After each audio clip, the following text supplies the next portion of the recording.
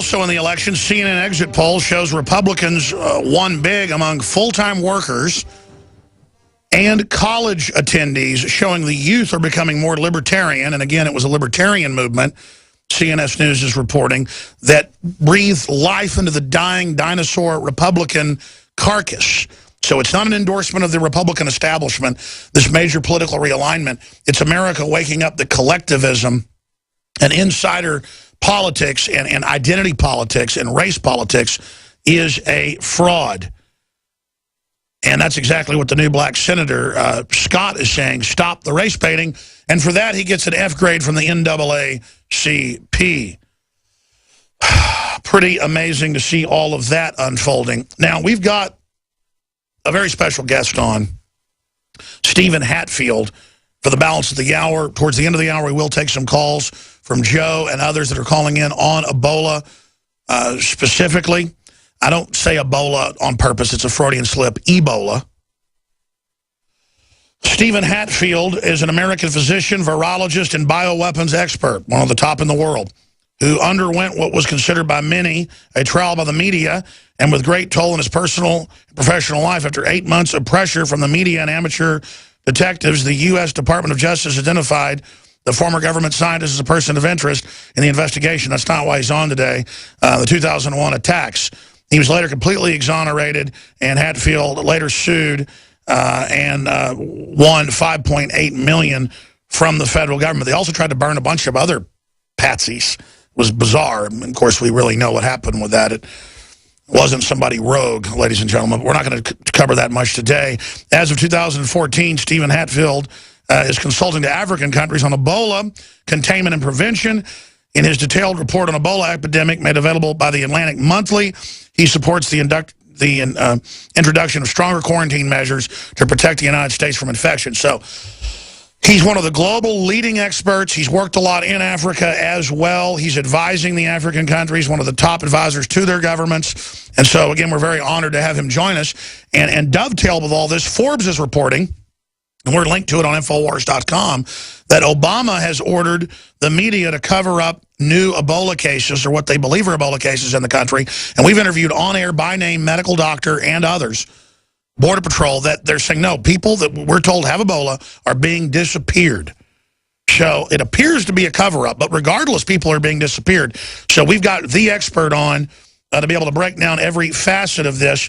And he's an associate of Doctors for Disaster Preparedness. They have an amazing website, DDP Online. That's ddponline.org. We're going to tweet that out. But we have one of the top doctors, one of the top global experts on Ebola, giving us the inside breakdown on what's happening. Dr. Hatfill, thanks for coming on. Well, thank you very much, Alex. Good day to you. So much is happening. Where should we begin?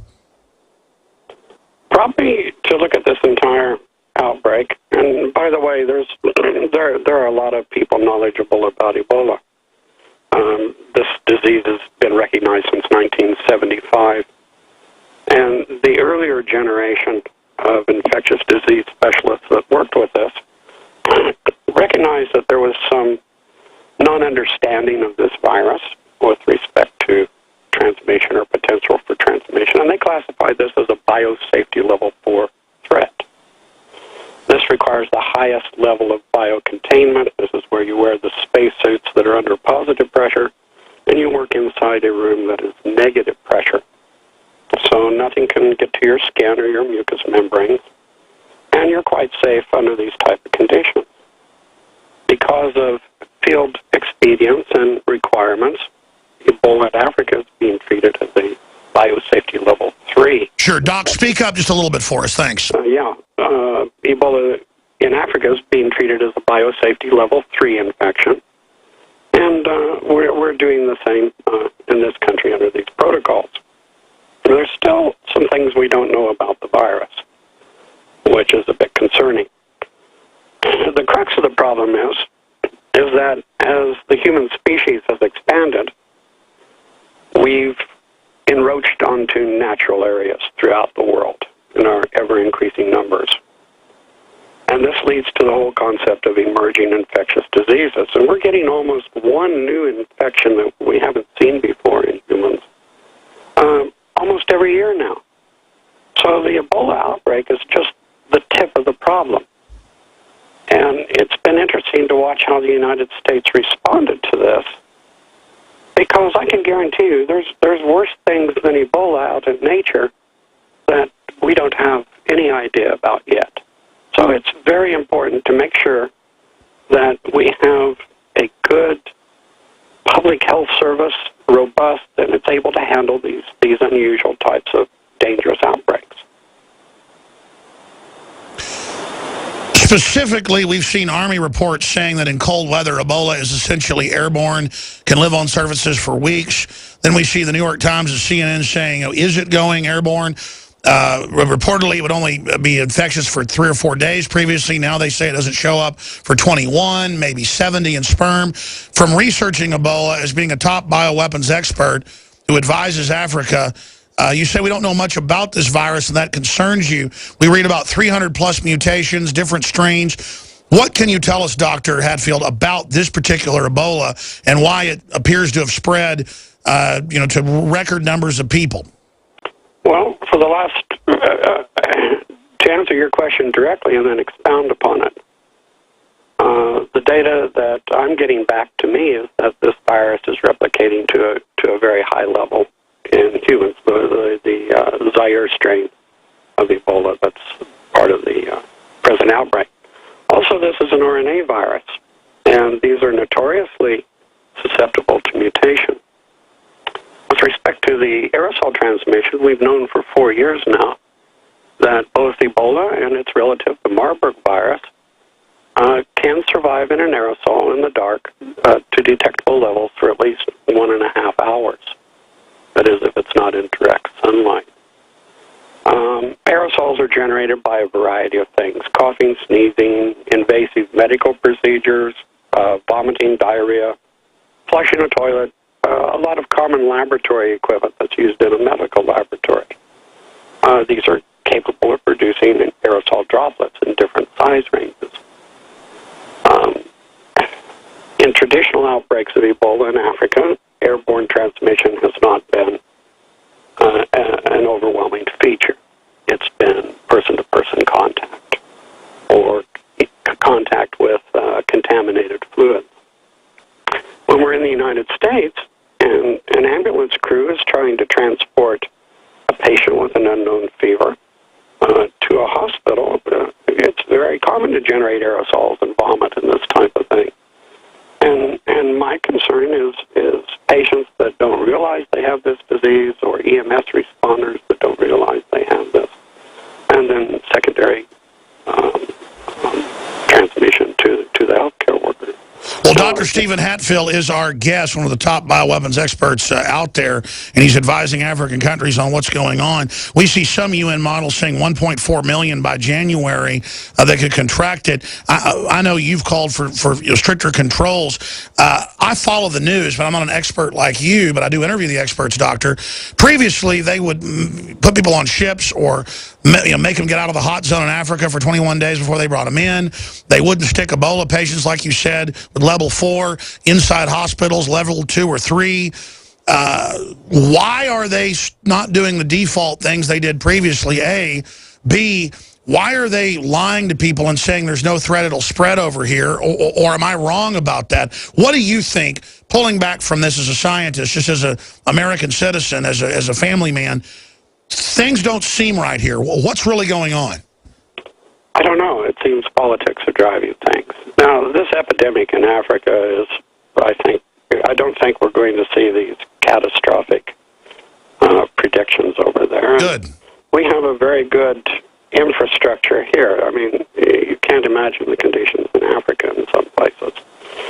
So the ability to control this thing here, I think, is very, very good. This isn't the one to panic about. But it does portray some disturbing questions. We've spent $120 billion on biological defense and emerging diseases over the last 2 decades. And we can't see seem to handle one case of Ebola. Flu is probably our really biggest worry, an avian hybrid flu. And for this, the United States spent some $47 million in supplemental funding to the Department of Health and Human Services. In a recent GAO investigation, it's essentially this money was wasted. DHS spent about $9.5 million on protective equipment since 2006, and $6.7 for antiviral drugs, which, by the way, don't work. And our stockpile of Tamiflu and the other drug is expired. There's been no controls to monitor. There was no rationality to this purchasing. They bought about 5,000 bottles of hand sanitizer. 84% of this is expired. So basically a giant boondoggle. Yeah, essentially. Stay there. Dr. Stephen Hatfill is our guest, MD, one of the top bioweapons experts out there. When I come back, I want to ask him then if he talks about an airborne avian flu that's airborne to humans, that being the big threat. What are the big threats? Mousepox. He talks about all these new emerging diseases. Let's discuss that, because what this shows us is when something really bad shows up, they're just going to leave the borders wide open. And why? This winter, next to water and food, you need a safe, storable fuel supply for your preparedness needs. Spare fuel is the answer. Unlike gasoline, spare fuel can be safely stored with your other supplies for many years and works in any gas-powered vehicle or backup generator. With the bitterly cold temperatures predicted for this winter, now is the best time to stock up on spare fuel. So, go to GetSpareFuel.com. That's GetSpareFuel.com. GetSpareFuel.com. In today's unstable environment, self-protection is critical. Civil unrest, riots, looting, it's happening now right here in the United States, and your rights are at risk. If passed, H.R. 5344 would ban Level 3 and above body armor. Katie Armor is standing up for you. We offer the most affordable Level 3 body armor on the market. Katie Level 3 armor withstands pistol and rifle hits up to 7.62 NATO. Get yours at katiearmor.com. That's CATI armor.com. Katie Armor, come and take it. On September 30th, 2014, the first confirmed case of Ebola appeared in the U.S. This, combined with several other unidentified viruses, have some of our customers at 30dayfoodsupply.com concerned about the safety of our domestic food supply, resulting in a surge of our $99 90-serving kits. While we at 30dayfoodsupply.com have no expertise in epidemiology, we are aggressively purchasing raw materials that are currently in stock, and we intend to continue to sell our 30-day non-GMO emergency food supply for only $99 as long as we can. Oregon Trail Foods and 30dayfoodsupply.com keep prices low by buying directly from the producers in Oregon and then pass the savings on to you. Call 541-229-0010 and purchase our 30-day, 90-day serving emergency food supplies for only $99, and $10 ships your entire order to the lower 48. Visit our website at 30dayfoodsupply.com or call 541-229-0010. 541-229-0010. What good is a Big Berkey water filter? We get that question a lot here at BigBerkeyWaterFilters.com. And in a word, the answer is protection. Protection from water main breaks, E. coli contamination, environmental chemical spills, pesticide runoff, chlorine taste and smell, and all forms of fluoride. Plus, Big Berkey water filters are the original gravity water filter system and most trusted on the market for a reason. Tested by multiple independent NSF EPA certified labs, they are the gold standard in water purification. At only 1.7 cents a gallon, a single set of filters can last for 5 to 10 years. That means big savings. Big Berkey, the one that's powerful enough to purify stagnant pond water. Get a Big Berkey today at BigBerkeyWaterFilters.com. GCN listeners receive 5% off all ceramic filter systems. Visit our website or call 1-877-99-BERKEY. That's 877-99-BERKEY. Big Berkey Water Filters, for the love of clean water. Hi, folks. Alex Jones here with some important information. I want to tell you about Matt Redhawk and his team of patriots over at My Patriot Supply. Several years ago, Matt was sitting in his 2-bedroom apartment, frustrated with the direction this country was headed, and the charlatans willing to sell us out for a quick buck. Deciding to take action, a company run by patriots for patriots was born. My Patriot Supply has never taken a loan or accepted outside funding. They now operate 2 distribution facilities and employ over 50 hardworking American men and women. It is rare to find companies who practice